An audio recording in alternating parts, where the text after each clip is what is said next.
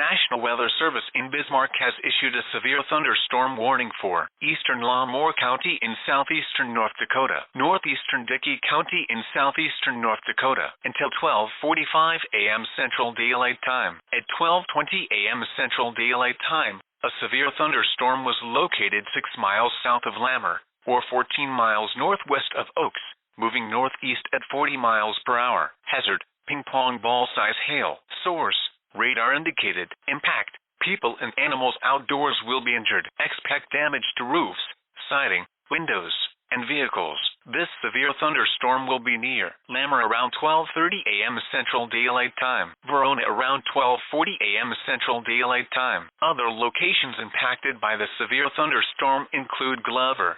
For your protection, move to an interior room on the lowest floor of a building.